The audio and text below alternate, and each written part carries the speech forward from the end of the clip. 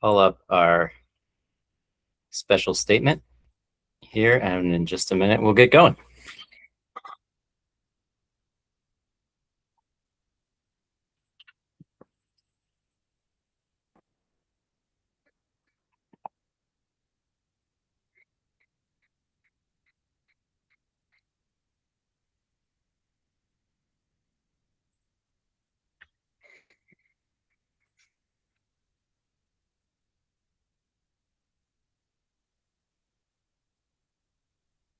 All right.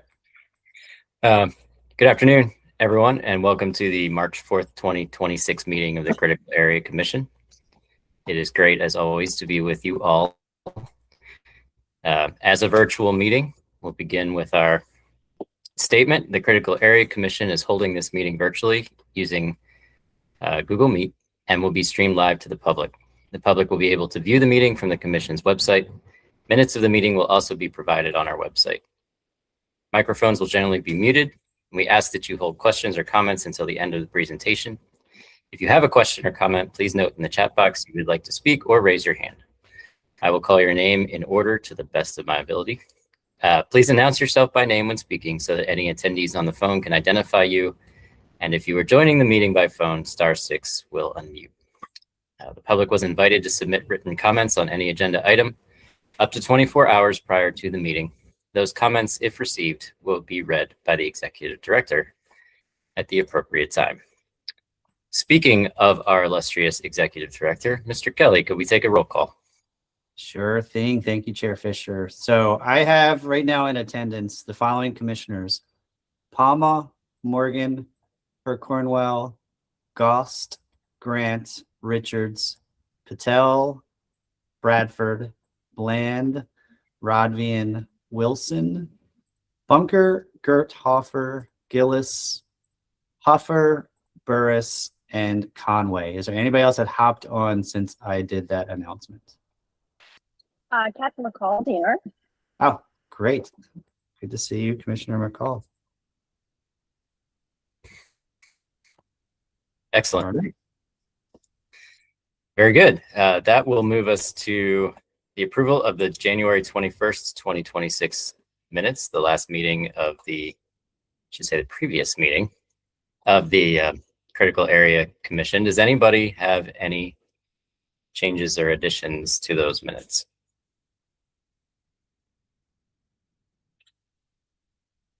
Okay, I have one small thing on page 2 under James Island where I asked about phasing for the project. At the end of that sentence, if we could add something along the lines of if funding is delayed. Otherwise, it sounds like I'm asking if we can pause the project, and that was certainly not our intention or our business. So I would offer that as a friendly amendment. Anyone else? Okay, is there interest in a motion that perhaps includes that amendment that I offer? Commissioner Palma makes a motion, including the amendment. Thank you, Commissioner Palma. Is there a second? Commissioner Grant, second. Thank you, Commissioner Grant. Moved and seconded. Any discussion on the minutes? Seeing none, all in favor, please say aye. Aye. Aye. Aye. Aye. Any opposed? Any abstentions? Very good. Minutes are approved. Brings us to the project committee agenda today. We have one item. We're traveling down to beautiful St. Mary's County for the Town Creek Elementary School mobile classroom. This is a summary report. Mr. Macon will take us through that.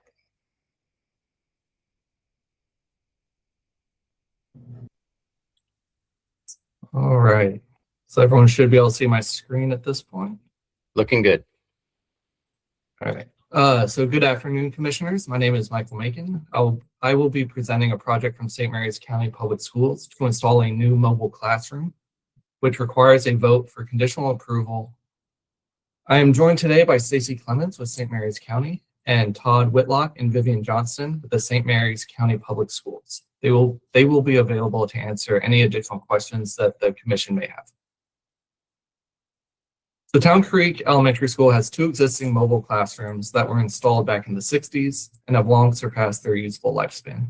St. Mary's Public Schools is proposing to replace 2 failing mobile classrooms at Town Creek Elementary School with a double-wide mobile classroom from Leonardtown Elementary. The double-wide classroom will maintain classroom space necessary to meet state and county educational requirements.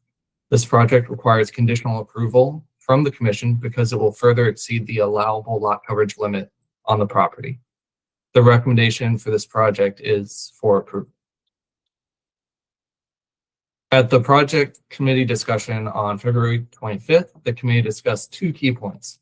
First, was it feasible to replace the 2 deteriorating mobile classrooms with new single units and avoid any increase in critical area impacts? I will address this concern later in the presentation. The second was, how would the redistricting efforts ongoing in St. Mary's County affect local school enrollment? And could redistricting be used to remove the need for mobile classrooms at Town Creek Elementary School and avoid all impacts? St. Mary's County staff could not speak to how redistricting may impact future enrollment at the school. They could only speak to the immediate needs of Town Creek Elementary School today and the near future. Okay, so let's get into the proposed project. To orient ourselves, Town Creek Elementary School is located in St. Mary's County. Specifically, it's in California, Maryland, along the Patuxent River, indicated by the orange star on this map. The property is designated as limited development area, with only a portion of the property within the critical area, approximately 2.84 acres on the eastern portion of the lot, highlighted here in yellow. The allowable lot coverage within the critical area on this lot is 15%, or approximately 18,529 square feet. Existing lot coverage is legally non-conforming at 37,941 square feet. St. Mary's Public Schools is proposing to remove these 2 mobile classrooms, which were installed in the 60s and have long outlived their intended use. As you can see, the outsides of these classrooms have seen better days. The county received 2 public comments from concerned citizens that support the removal of these units over safety concerns for the students. As you can see, the location for both sites are fairly constrained by both existing improvements, woodlands, and steep slopes. The unit on the left is located outside the critical area, and the unit on the right is within the critical area. So here's a site plan for the proposed project. The school is in the center of the screen, and the critical area boundary is shaded in yellow and extending to the southeast. The 2 trailers to be removed are highlighted here in red. After removal, these areas are to be stabilized with native vegetation. The 1 trailer inside the critical area will remove 800 square feet of lot coverage within the critical area. Installing a new classroom outside the critical area, even a single wide, is not possible. The existing gymnasium and the steep slopes prevent access to the existing site of the single mobile unit. And other locations outside the critical area are currently occupied by existing improvements, including playgrounds and existing septic fields. Therefore, the only feasible location for the project is within the critical area. The new double-wide trailer will be placed here in blue. The trailer will add 1,536 square feet of lot coverage and require 1,527 square feet of clearing. This location was deemed the only feasible location on the property. Various site constraints and topography prevent the trailer from being located anywhere else, including the location of the trailer to be removed. The net increase in lot coverage within the critical area will be 736 square feet. That's the 1,536 minus the 800 square feet being removed. And before we move on, I wanted to address the option of using 2 single unit classrooms, directly replacing the units being removed. First, as I mentioned earlier, both trailers would need to be located within the critical area due to the constraints explained earlier with access to the existing site and the existing improvements outside the critical area. That implies that regardless of it being a double wide or two singles, we are going to see an increase in lot coverage within the critical area. A double wide classroom is being proposed specifically because the county has access to one that is underutilized at a different school. And this avoids steep financial costs to the public school system for purchasing new mobile classrooms. So considering the availability of the double wide classroom and the site constraints, Commission staff believe this proposed project to be reasonable. The project will require 2,308 square feet of mitigation for clearing and for the lot coverage exceedance. The County Public Schools has proposed to provide a total of 3,600 square feet of mitigation through the planting of 8 dogwood trees along the east side of the property, outlined here in the green circles.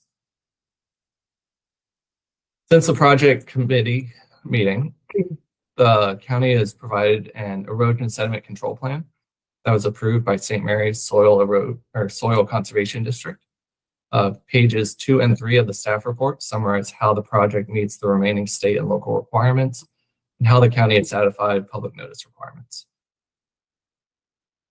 In order to grant conditional approval per COMAR 27.02.06.01, the commission needs to consider certain factors that are provided on this screen. St. Mary's County Public Schools provided responses to these factors in attachment 2 of the staff report. This presentation highlighted some of these factors. In particular, the special features of the site include that the site is heavily constrained by existing improvements and topography, and the only available space for the double-wide mobile classroom is within the critical area where it will cause an exceedance in the allowable lot coverage. The substantial benefits are that the new mobile classroom will replace 2 failing mobile classrooms and maintain classroom space necessary for state and local education requirements. Otherwise, the project is in conformance with the local program. For factors under 01C, literal enforcement of the provisions would prevent the project. Other than lot coverage, the project conforms with the critical area program, and the applicant proposes to provide mitigation above and beyond the required 2,308 square feet. So on February 25th, the project committee voted to recommend approval with the condition that St. Mary's Public Schools submit an approved stormwater plan and a soil and erosion control plan. Since the project committee, the county has identified that the project is exempt from stormwater management and has provided a soil and erosion control plan approved by the Soil Conservation District. This satisfies the condition of the project committee. Therefore, the recommendation today is for approval. Now I will hand it back to Chair Fisher. Thank you, Michael. Any questions for Mr. Macon on this? Or the county? Hi, this is Commissioner Huffer. Excuse me. If just a question, if the school is down the road, they build a new school somewhere else down the road, how will, as far as the critical area, as far as refurbishing that area, would that just be at that point in time it'll be discussed? There's nothing to do at this point relating to that as it relates to, because if it seems like they're growing out of capacity, so they're probably going to have to relocate at some point. So just a question. Excellent question. Maybe the county could speak to that as well as Michael. I don't know if we have, or Nick, standards for that kind of thing. Do you mind? Go ahead, Todd. I'm sorry, this is Todd with St. Mary's. Do you mind repeating your question for me? Sure. It's just you're probably going to run out of capacity at some point in time. Who knows how many years? And at that point, if you leave that site, the critical area that's being encroached upon, how would that be discussed later on? Or is it just something that the Critical Area Commission would have to take up at that point? Just trying to understand for future, because at some point that I would assume that would happen.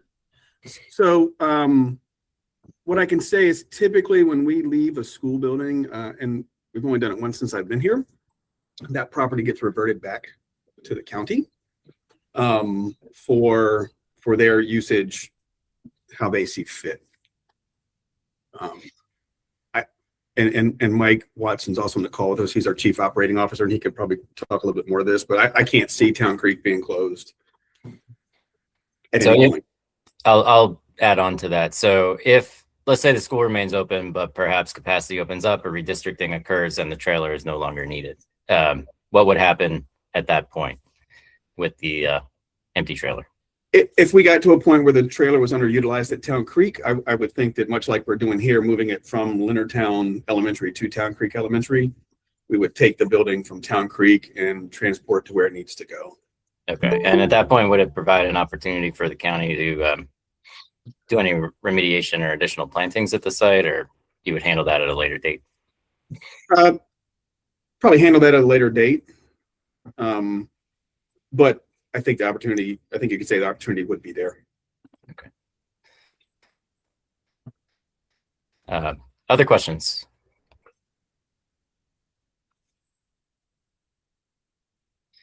Michael, could you go back to the site plan for a second? Yeah. Great. So question from me on this one, probably for the county.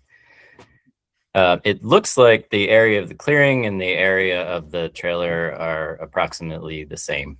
But from the site plan, it looks like the tree line is well back from the proposed location of the trailer. So could someone clarify why that degree of clearing is needed?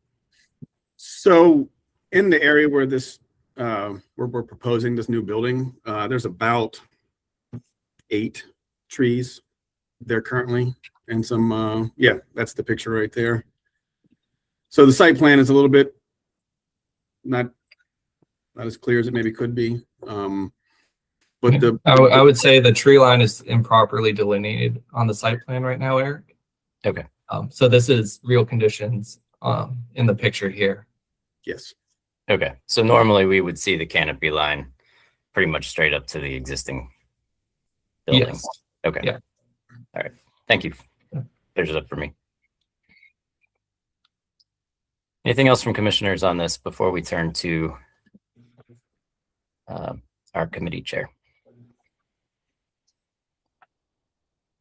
Okay. Seeing none, Project Chair Conway, I know you were not able to make the committee meeting. Would you like to handle this, or should we turn to Commissioner Robertson? I think just because Commissioner Robinson is probably a bit more up to date on it, I'll offer her the opportunity to take the lead on this. Excellent. Yeah. Commissioner Robertson? All right. On February 25th, the project committee recommended that the Critical Area Commission approve the St. Mary's Town Creek Elementary School mobile classroom project with the following condition. Prior to the start of construction, St. Mary's County shall submit all local and state authorizations, approvals to commission staff, including the stormwater management and erosion and sediment control plan approvals by St. Mary's Soil Conservation District. Since the February 25th project committee meeting, the Critical Area Commission staff received the erosion and sediment control plan approval from St. Mary's County. Given this, and as required by Code of Maryland Regulations 270206, the motion will be to approve the project as presented by commission staff and in accordance with the staff report. This motion is based on the fact that the project is in otherwise compliance with COMAR and proposes mitigation to address the additional lot coverage that exceeds the limit. So I guess I just have a quick question now that I'm reading this. So there was follow-up saying that the sediment erosion control plan approval has been issued. Just confirmation that also the stormwater management has been approved too. Question mark? My understanding is it is exempt from stormwater management because it's under 5,000 square feet. Okay. All right. Perfect. So then for A, it was really just the erosion and sediment control plan approval was required. Correct. And they have now fulfilled that. Okay, perfect. Thank you, Tammy. So we have, Sorry, I was gonna say I'll turn it back over to Chair Fisher. oh, good. So we have a motion on the table from the project committee for a clean approval for this project. Is there a second? Commissioner Bland, second. Thank you, Commissioner Bland. Moved and seconded. Any discussion on this motion? Hearing none, we will go to a vote. All in favor, please say aye. Aye. Aye. Opposed? Abstentions? Very good. Motion carries. Thank you to St. Mary's County for your collaboration on this, as always, and to our team for getting us ready to take an action. That concludes the project committee agenda for today. We will move to the program committee, which has been very busy.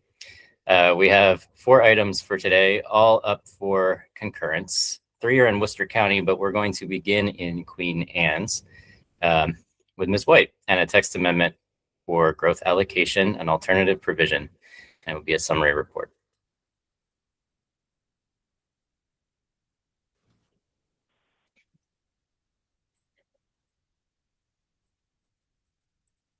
Hello, can everybody hear and see me okay?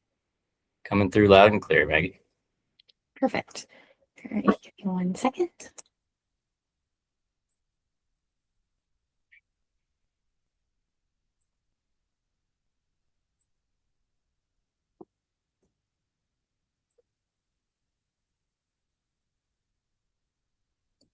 Looks great. Alrighties. So quick disclaimer, I've been having some internet issues, so if I cut out, someone just yell really loud or do something to get my attention. Fair enough.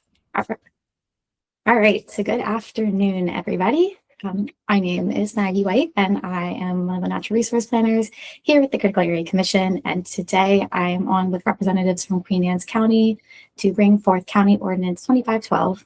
So I would like to thank Stephanie Jones for being here on behalf of Queen Anne's Planning and Zoning to answer any questions that may arise.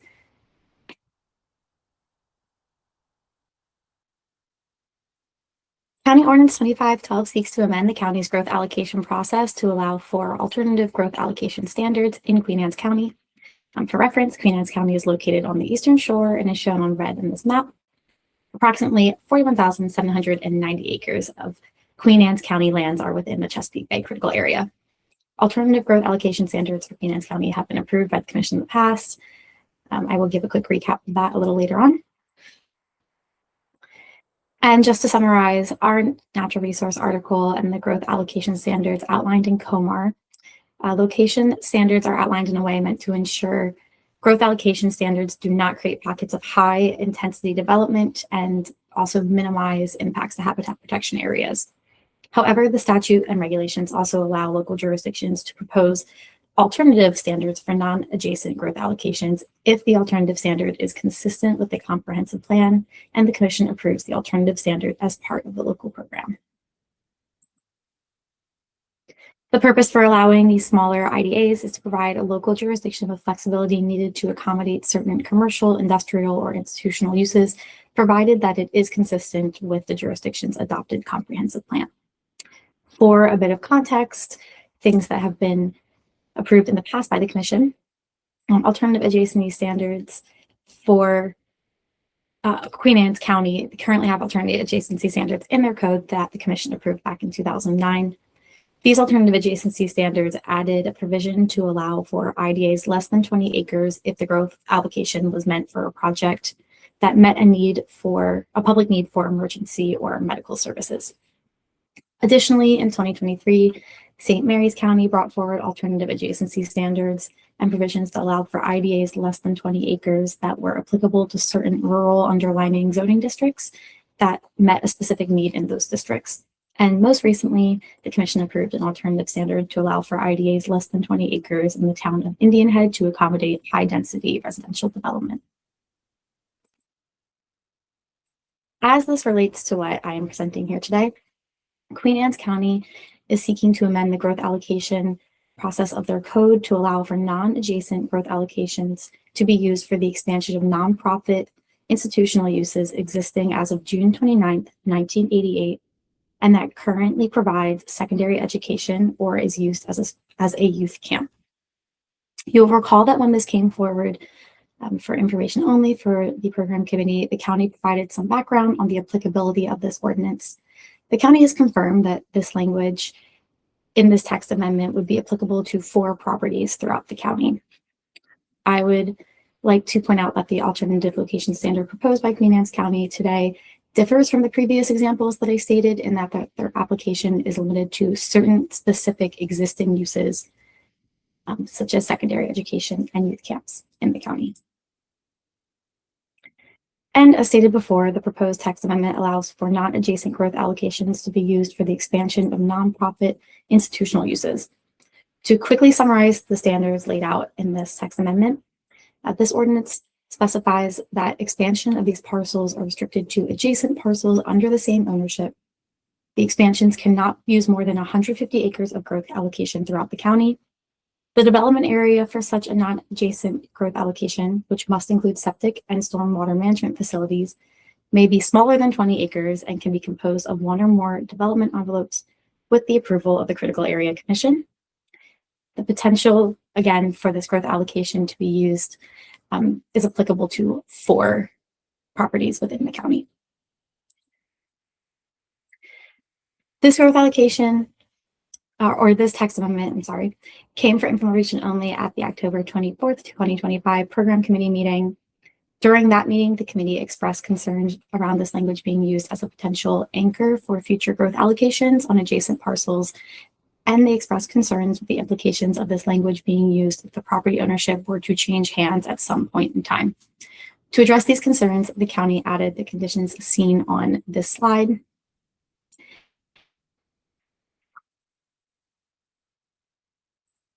And additionally, the committee requested that the definition of secondary education be added. The county has added the following definition to their language, defining secondary education as the state of formal education typically occurring between the ages of 13 and 18. With these additions, this text amendment came to the program committee for a vote last week. So our recommendation here today, the proposed text amendment to the Queen Anne's County Critical Area Program meets the goals, policies, and procedures of the Critical Area Law and Regulations. Therefore, Commission staff recommend that the Commission concur with the Chair's determination and that this text amendment be processed as a refinement to the Queen Anne's County Critical Area Program. Furthermore, the Commission staff recommend the Chair approve the text amendment as proposed. And with that, I will turn it over to you. Thank you, Maggie. Questions from commissioners on this item?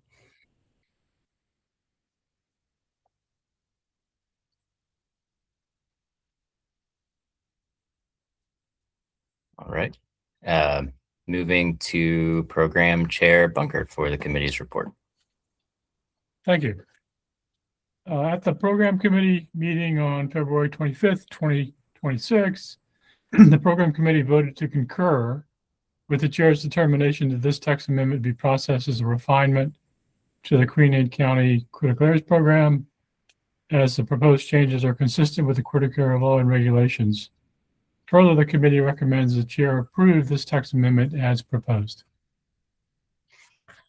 Thank you, Steve. Very good. So motion on the, I'm sorry, these are concurrence, not entirely a motion. Are there any comments from commissioners on this item?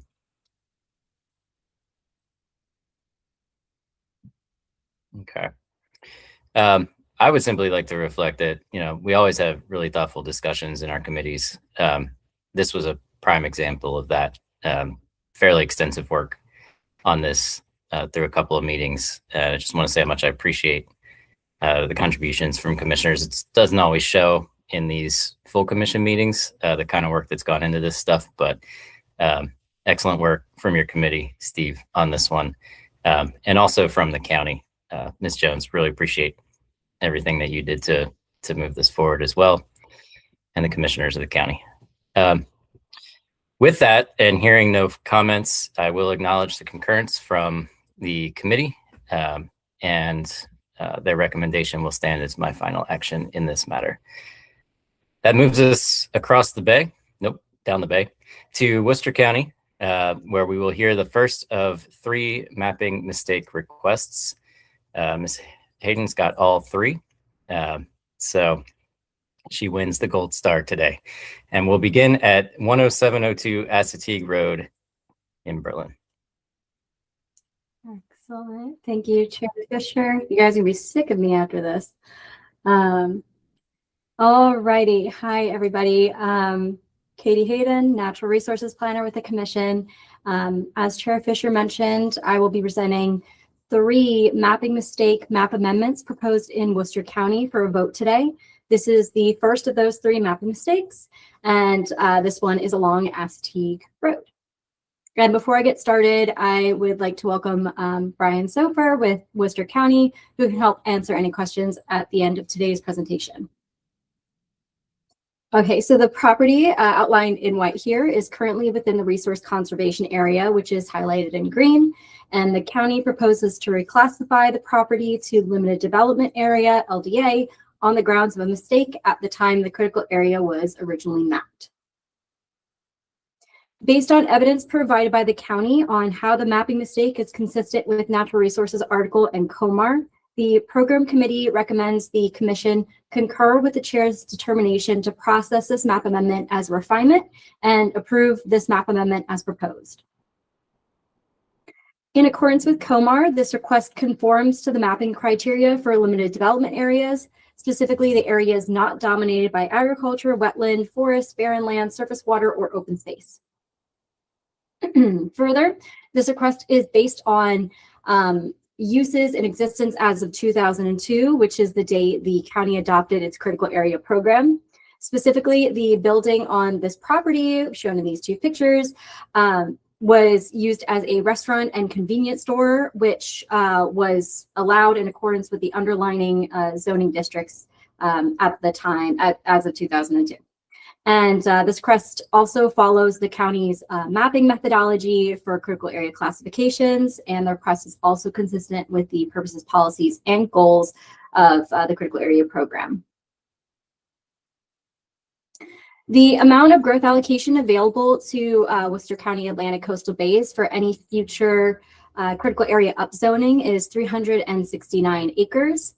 As previously mentioned, this is one of 3 mapping mistakes that are being presented to you today for a vote. If all 3 mapping mistakes are approved today, the total growth allocation available within Worcester County Atlantic Coastal Bays will be reduced by 1.97 acres, with about 0.11 acres for contributing to that overall reduction from this specific mapping mistake. And considering the evidence provided by the county, this mapping amendment is consistent with the purposes, policies, and goals of the critical area law and criteria. Therefore, the program committee recommends that the commission concur with the chair's determination that this mapping amendment be processed as a refinement to Worcester County's critical area program. And further, the program committee recommends the chair approve the mapping amendment as proposed. And with that, I will take any questions. And also hand it back over to Chair Fisher, Chair Bunker. All good. We're going to be going back and forth quite a bit here over the next few minutes. Questions for Ms. Hayden on this item? Mapping mistakes. We haven't seen a lot of these. This is the one where we strap ourselves into our time machine and head back to the time when the program was first established, in this case, 2002. To ensure that things meet the criteria at that time. Questions on this? Okay.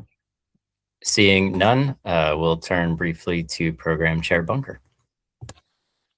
Thanks again.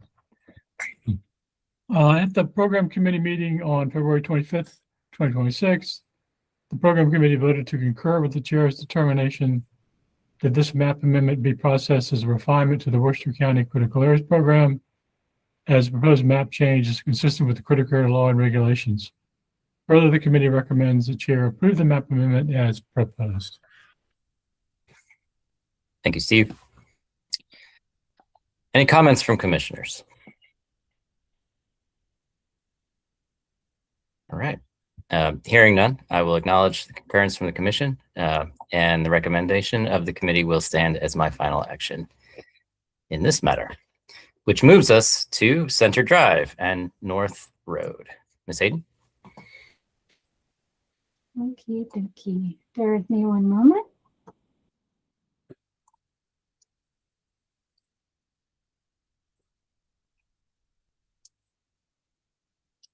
Okay, there it is.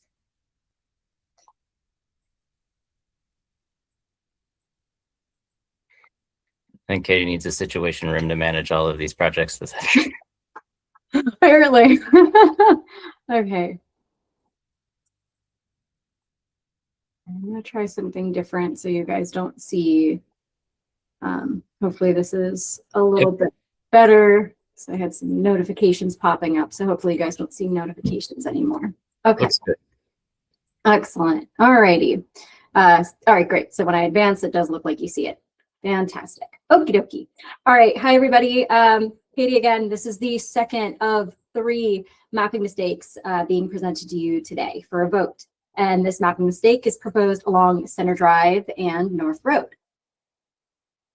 So the property outlined in white here is all within the Resource Conservation Area, the RCA.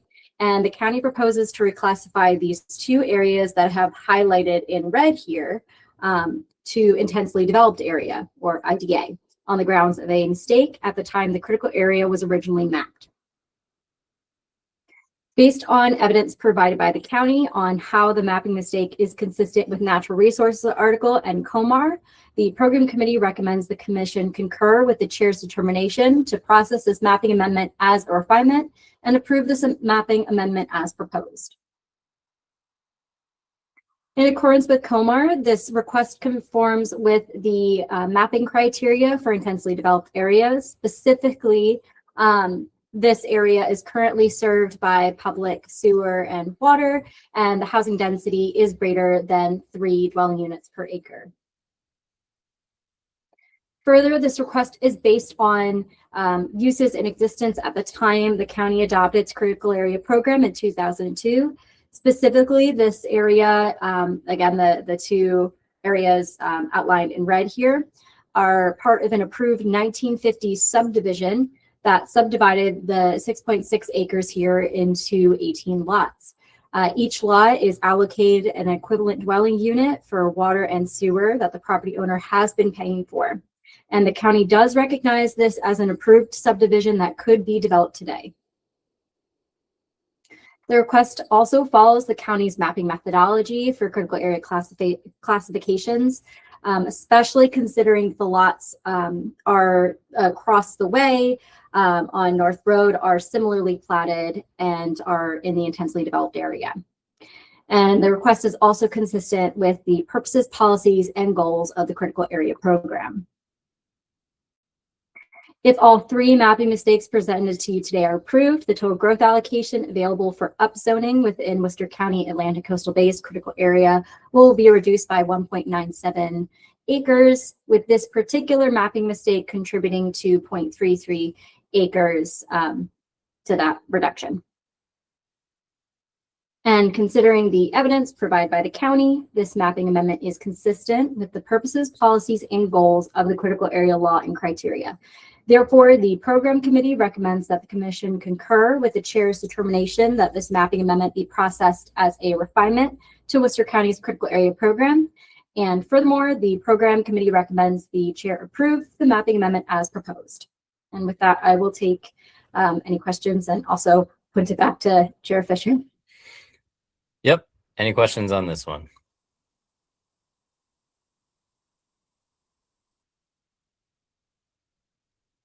All right. Program Chair Bunker. At the program committee meeting on February the 25th, the program committee voted to concur with the chair's determination this map amendment be processed as a refinement to the Worcester County Critical Areas Program, as a proposed map change is consistent with the critical area law and regulations.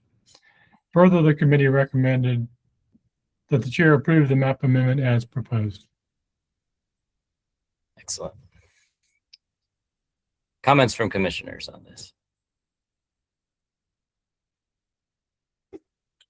Hearing none and seeing no hands, I will acknowledge the concurrence from the commission, and the recommendation of the program committee will stand as my final decision.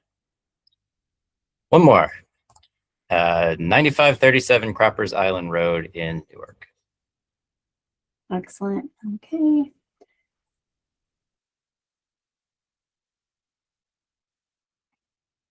There it is. Okay.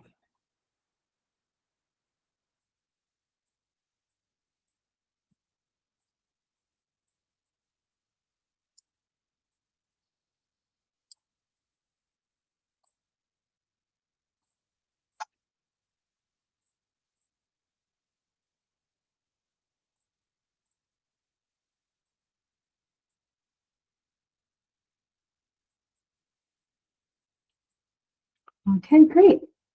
Thank you, Chair Fisher. Okay, everybody, this is the third and final mapping mistake map amendment being presented to you today for a vote. And I promise that you will have to hear from me at least for the rest of this commission meeting. So this mapping mistake is proposed at Croppers Island Road. The property outlined in white here is currently used as an RV campground and is partially within the Resource Conservation Area, or RCA, which is highlighted here in green.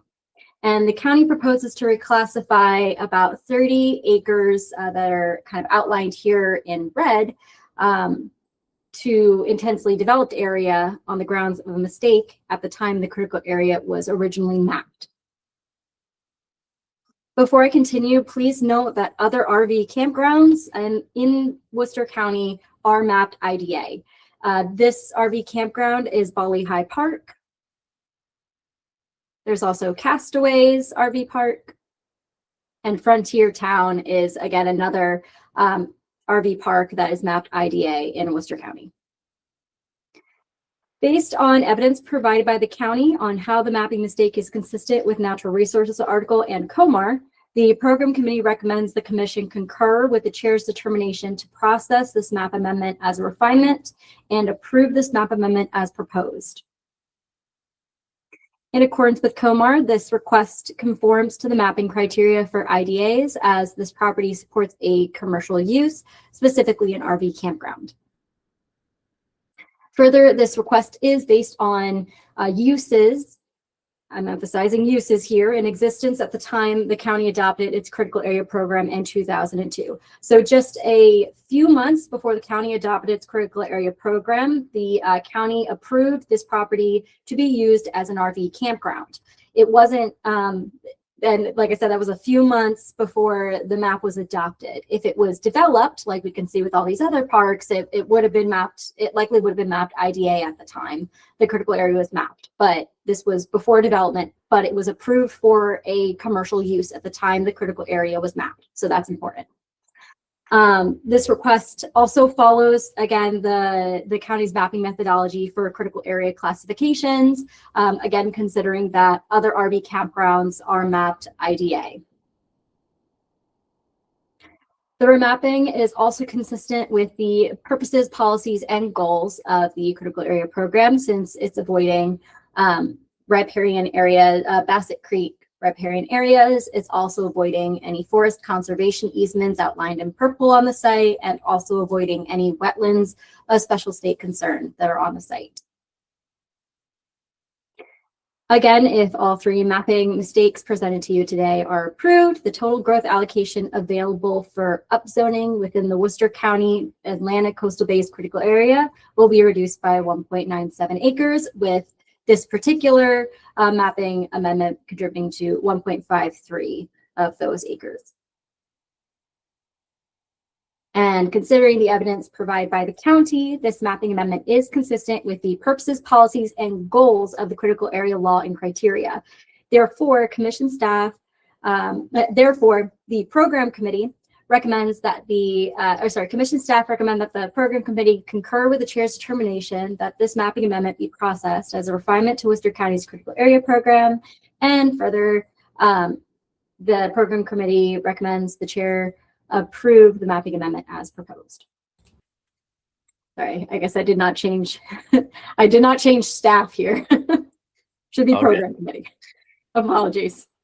No worries.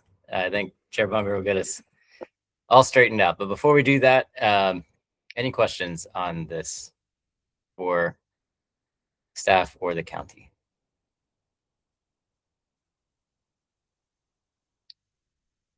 Hearing none. Chair Bunker. Last one. At the program committee meeting on February 25th, the program committee voted to concur with the chair's determination that this map amendment be processed as a refinement to the Worcester County Critical Areas Program, as a proposed map amendment, a map change is consistent with the Critical Areas law and regulations. Further, the committee recommended the chair approve this map amendment as proposed. Very good. Comments on this from commissioners?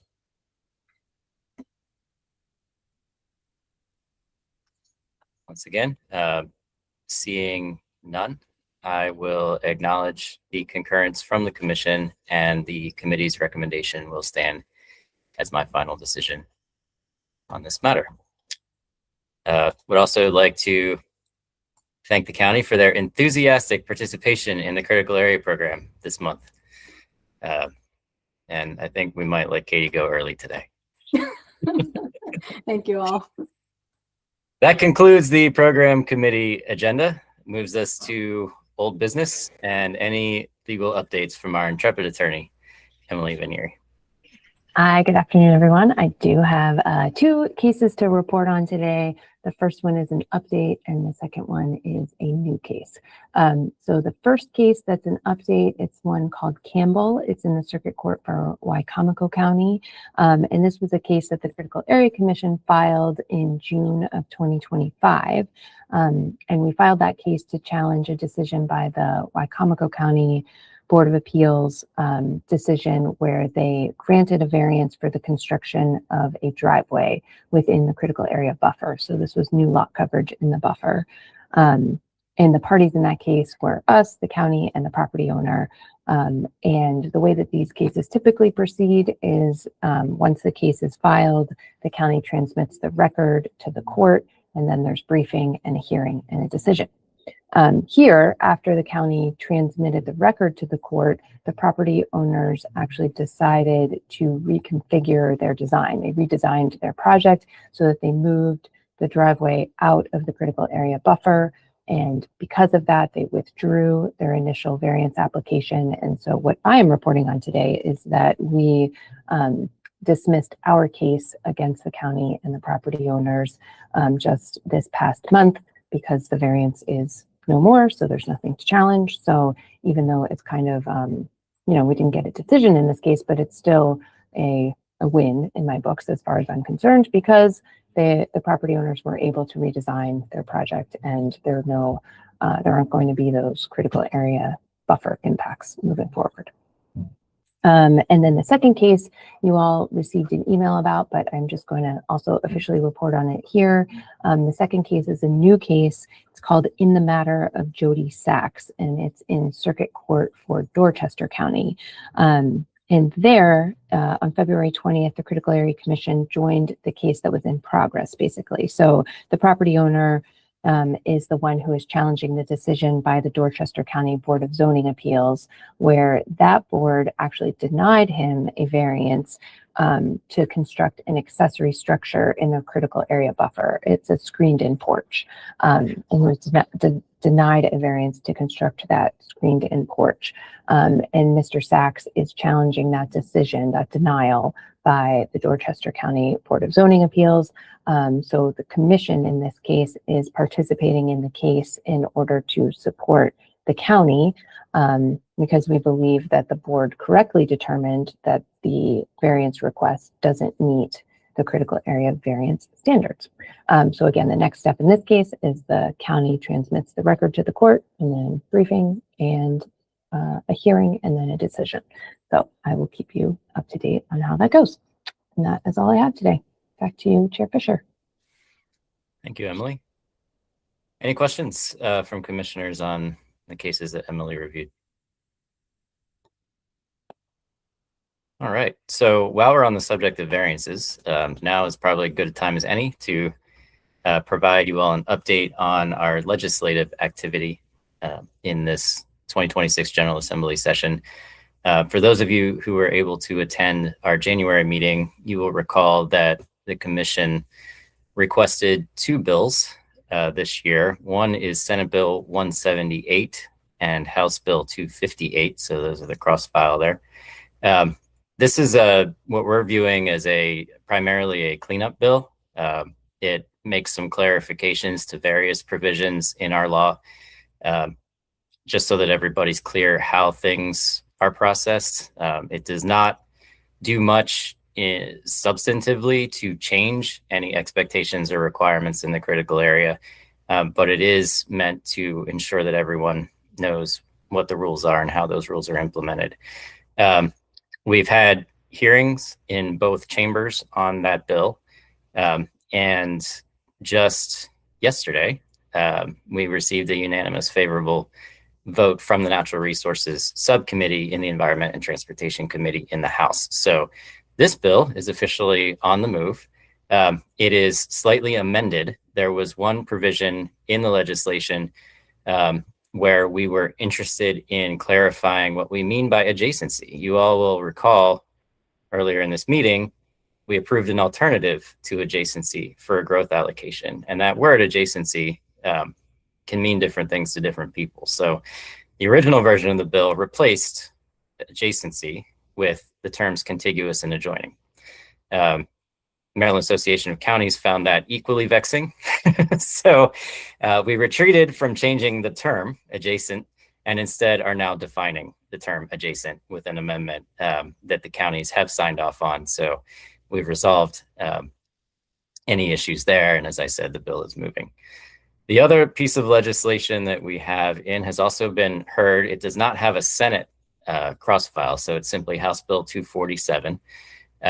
And this would do two things in the realm of variances. The first thing that it would do is incorporate case law that has been built over 30 years of appeals and subsequent appeals and court decisions to help applicants and local jurisdictions and the commission all be on the same page about what the standards for granting a variance really mean.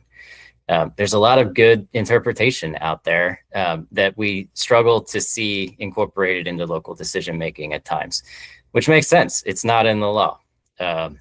We are putting it in the law. At least that's the hope here with House Bill 247. The other thing that this bill does is it supports administrative approvals of variances in counties that choose to do that in a couple of different ways that if you're interested, I'm happy to follow up with you on. So those two big pieces for House Bill 247, as I said, the bill has been heard in the House and it's under discussion in the Natural Resources Subcommittee at this point. So we will keep you all posted.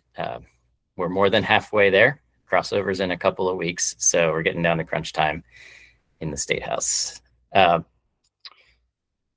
With that, I think I will turn it over just for a moment to Charlotte to talk about some upcoming opportunities to get outside with your fellow commissioners and with our staff. Awesome. Thank you, Chair Fisher. Yeah, so you all should have received a couple emails from me, one just this morning. So the first is regarding our first commission field day of the year. So that will be on Wednesday, May 6th, and we'll be going to Pocomoke State Park. So if you can make it, that would be awesome. Save the date on your calendars.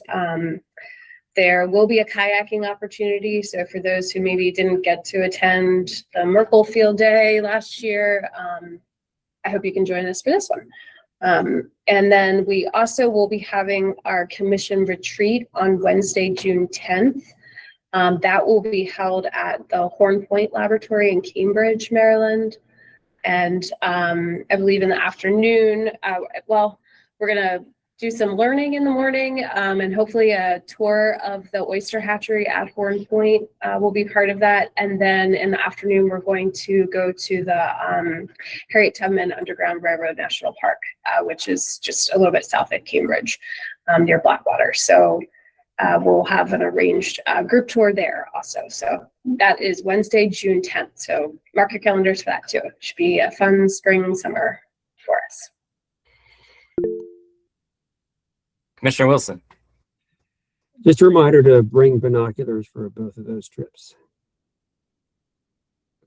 Excellent. Commissioner, are you able to join us for either of those? Because I'd love to know what I'm looking at. And I have a feeling you know. Yeah, I'll be at both of them for sure. Yeah. Fantastic. This is a great opportunity. For those of you who don't know, Dave is extensively engaged in the birding community on the Lower Shore. So looking forward to that. All right. So more to come on all of that. Hope to see as many of you as you can. I know it's a haul. The critical area is big. This state can be huge if you drive it the right way. But we do try to move these things around. In the fall, I think we'll be back on the Western Shore. But again, 2 opportunities here on the Lower Eastern Shore coming up this spring. Feels good to feel warm, even just thinking about this stuff. With that, I will ask if there are any comments, questions, points of interest from our commissioners today.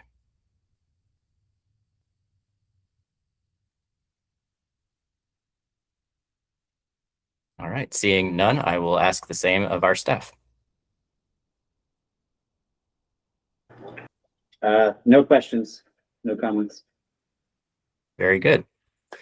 With that, then, I will wish you all a warm and cozy end to winter. We'll see you all again in a little over a month. Thank you, and we are adjourned for today.